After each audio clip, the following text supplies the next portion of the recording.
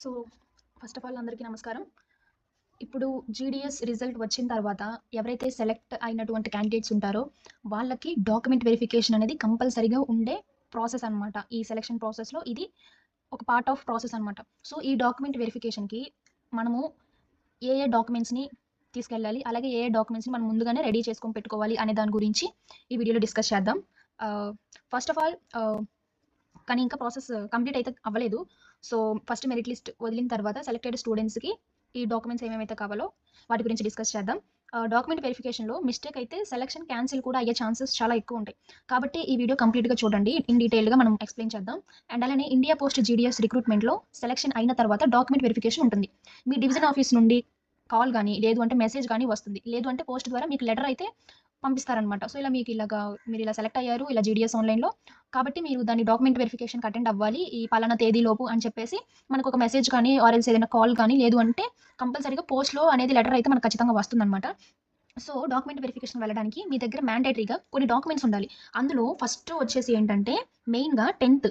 So, 10థ్ marks memo and అలానే ఇంకొకటేంటంటే సర్టిఫికేట్. ఇవి 2 ఖచ్చితంగా మళ్ళీ జిరాక్స్ కాదు. ఖచ్చితంగా ఒరిజినల్ ఉండాలనమాట. మీ 10థ్ మార్క్స్. ఎందుకంటే సెలక్షన్ కంప్లీట్‌గా ఈ 10థ్ మార్క్స్ మీద డిపెండ్ అవుతుంది కాబట్టి ఖచ్చితంగా ఫస్ట్ డాక్యుమెంట్ 10థ్ మార్క్స్ మెమో ఉండాలనమాట. అండ్ అలానే సెకండ్ వచ్చేసి ఏంటంటే క్యాస్ట్ సర్టిఫికేట్. క్యాస్ట్ సర్టిఫికేట్ ఉండాలి. క్యాస్ట్ సర్టిఫికేట్ ఎవరెవరికంటే ఒకవేళ ఎస్సీ, ఎస్టీ, ఓబీసీ అండ్ అలానే ఈడబ్ల్యూఎస్ క్యాండిడేట్స్ అయితే వాళ్ళకి కంపల్సరీగా క్యాస్ట్ సర్టిఫికేట్ అనేది ఉండాలనమాట. అండ్ నెక్స్ట్ థర్డ్ వచ్చేసి ఏంటంటే ఒకవేళ ఇప్పుడు ఎస్సీ, ఎస్టీ, ఓబీసీ, ఈడబ్ల్యూఎస్ క్యాండిడేట్స్‌కి అయితే క్యాస్ట్ సర్టిఫికేట్ ఉండాలి. అండ్ అలానే ఎక్స్‌ట్రాగా ఈడబ్ల్యూఎస్ క్యాండిడేట్స్‌కి ఖచ్చితంగా ఇన్‌కమ్ సర్టిఫికేట్ అనేది ఉండాలనమాట. సో, ఇన్‌కమ్ సర్టిఫికేట్‌ని కూడా మీరు రెడీగా ఉంచుకొని పెట్టుకోవాలి. ఇప్పుడు caste certificate, income certificate already మీరు 2025లో కానీ, 2024లో కానీ మేము తీసుకున్న సర్టిఫికేట్ ఉంటది అంటే అలా కుదరదు.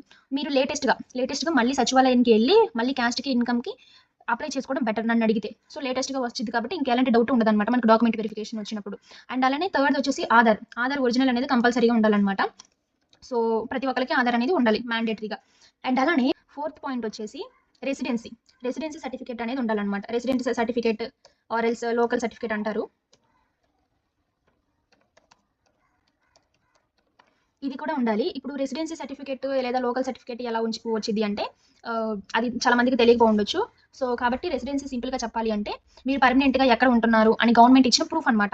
సో, ఇది జీడీఎస్ జాబ్‌లో లోకల్ క్యాండిడేట్ ప్రిఫరెన్స్‌గా ఉంటుంది. కాబట్టి ఈ సర్టిఫికేట్ ఇంపార్టెంట్ అనమాట. సో, ఈ సర్టిఫికేట్‌ని మీరు మీ ఎంఆర్ఓ ఆఫీస్‌లో కానీ, లేదు అంటే మీ సేవలో కానీ అప్లై చేయొచ్చు. అప్లై చేసి తీసుకోవచ్చు. కానీ ఆన్‌లైన్‌లో కూడా మీ సొంతంగా మీరు కూడా అప్లై చేసుకోవచ్చు అనమాట.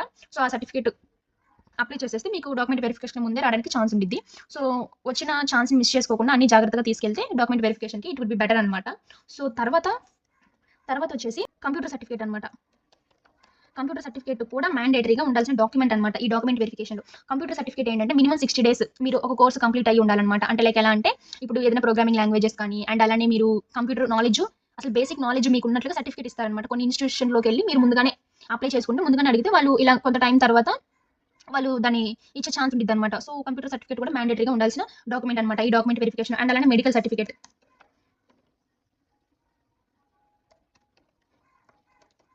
మెడికల్ సర్టిఫికేట్ కూడా ఉండాలి. మెడికల్ సర్టిఫికేట్ ఎలా అంటే గవర్నమెంట్ డాక్టర్ నుండి తీసుకోవాలనమాట. గవర్నమెంట్ హాస్పిటల్స్ ఉంటాయి కదా! సో, ఆ గవర్నమెంట్ హాస్పిటల్స్‌కెళ్ళి అక్కడ మీ హైట్, మీ వెయిట్ అన్నీ చెక్ చేస్తారు. అన్నీ చెక్ చేసి వీలైతే కొన్ని చోట్ల బాడీ చెకప్ కూడా చేస్తారు. బట్ మ్యాండేటరీ అయితే కాదు. కొన్ని చోట్ల చెయ్యరు. సో, మీరు అక్కడికెళ్ళి మెడికల్ సర్టిఫికేట్ ప్రూఫ్ అనమాట అది.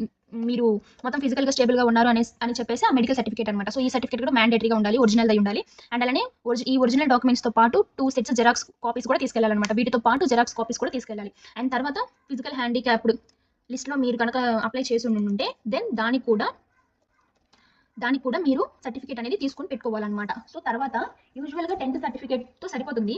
బట్ మనం ప్రాపర్‌గా అన్నీ తీసుకెళ్ళాలి అంటే try to keep date of birth certificate కూడా అనమాట. డేట్ ఆఫ్ బర్త్ సర్టిఫికేట్ కూడా ఉండేలా చూసుకోండి. ఆప్షనలే అని కాదు. ఉండాలి. ఖచ్చితంగా అది కూడా ఉండాలి. అంటే యూజువల్‌గా 10థ్ సర్టిఫికేట్‌నే చూస్తారు. But date of birth certificate కూడా ఉంటే మంచిది అని నా ఒపీనియన్ అనమాట.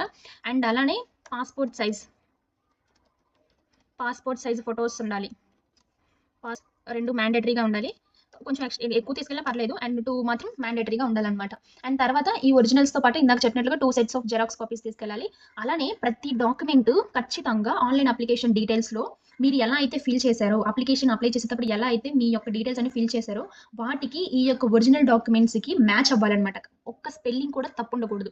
సో, ఇప్పుడు ఏదైనా స్పెల్లింగ్ తప్పున్నా కూడా, ఒక్క చిన్న స్పెల్లింగ్ తప్పున్నా కూడా, మీ యొక్క ఇన్ఫర్మేషన్ అనేది రాంగ్ ఇన్ఫర్మేషన్‌గా పోర్ట్రే అయ్యేసి, ఆ తర్వాత జాబ్ క్యాన్సిల్ అయ్యే ఛాన్సెస్ ఉంటాయన్నమాట. వాళ్ళు మిమ్మల్ని రిజెక్ట్ చేసేసే ఛాన్సెస్ చాలా ఎక్కువగా ఉంటాయి. అండ్ ఇంకొక చెప్పాల్సిన విషయం ఏంటంటే, మీరు ఇప్పుడు డాక్యుమెంట్ వెరిఫికేషన్‌కి ఏదైతే డెడ్‌లైన్ ఇస్తారో, ఒక 20థ్ డేట్ కానీ, లేదు అంటే 21st అని ఇలాగ డెడ్‌లైన్స్ ఎప్పుడైతే ఇస్తారో, మీరు ఏం చేయాలి అంటే 20థ్ డేట్ అన్నప్పుడు 19థ్ కానీ, 18థ్ కానీ, లేదు అంటే 20థ్ కానీ ఎళ్ళకుండా కొంచెం ముందుగానే మీరెళ్ళడానికి ట్రై చేయండి. అంటే ఇప్పుడు 20థ్ లాస్ట్ డేట్ అనుకోండి. ఇప్పుడు 20థ్ మార్చ్ లాస్ట్ డేట్ అనుకోండి. ఏదైతే డాక్యుమెంట్ వెరిఫికేషన్‌కి. మీరు ఒక 10థ్ కానీ, లేదు అంటే 11థ్ కానీ అలా ఎళ్లారు అనుకోండి. అప్పుడు ఏమవుతది అంటే మీ దాంట్లో మీ వెరిఫికేషన్‌లో సర్టిఫికేట్‌లో ఏమైనా రాంగ్‌గా ఉన్నా కూడా తర్వాత మీరు రెక్టిఫై చేసుకొని 20థ్ లోపు ఆ సర్టిఫికేట్‌ని మీరు మళ్ళీ రెక్టిఫై చేసేసి కొత్తగా తీసుకొచ్చి మళ్ళీ డాక్యుమెంట్ వెరిఫికేషన్‌కెళ్ళే ఛాన్సెస్ అనేవి ఉంటాయన్నమాట. సో, ఇప్పుడు మీరు 20థ్ కానీ, లేదు అంటే 19థ్ కానీ ఎళ్తే ఆ సర్టిఫికేట్ ఒకవేళ తప్పైతే మీరు మళ్ళీ ఎళ్లి రెక్టిఫై చేసుకునే ఛాన్సెస్ అనేవి చాలా తక్కువగా ఉంటాయి. సో, దీనివల్ల చాలా మంది రిజెక్ట్ అయ్యే ఛాన్సెస్ ఉంటాయన్నమాట. సో, ఇవన్నమాట డాక్యుమెంట్ వెరిఫికేషన్స్ కావాల్సినవి. కావాలి అంటే దీన్ని మీరు స్క్రీన్‌షాట్ తీసుకోవడం ఇట్ వుడ్ బి బెటర్ అనమాట. సో, ఇవి ఖచ్చితంగా ఉండాలి. అండ్ ఇవన్నీ తీసుకెళ్ళేలాగా ప్రయత్నం చేయండి. ఒక్కటి కూడా మిస్ అవ్వకుండా. అండ్ అలానే ఇంకా రిజల్ట్ రాలేదు కాబట్టి, రిజల్ట్ వచ్చేలోపు ఇవన్నీ మీ దగ్గర పెట్టుకోవడం బెటర్. అంటే ఇప్పుడు ఎవరెవరికైతే కాన్ఫిడెన్స్ ఉందో ఖచ్చితంగా జాబ్ వస్తదనే కాన్ఫిడెన్స్, వాళ్ళు వీటిలో ఏది లేకపోయినా అన్నిటికి అప్లై చేసుకుంటే బెటర్ అని నా ఒపీనియన్ అనమాట. So, this is about document verification required documents అనమాట. So, uh, I hope you guys are understood, and if you have any doubts, do comment on comment box, and if you like my content, please do like, share, subscribe to my channel. Thank you for watching.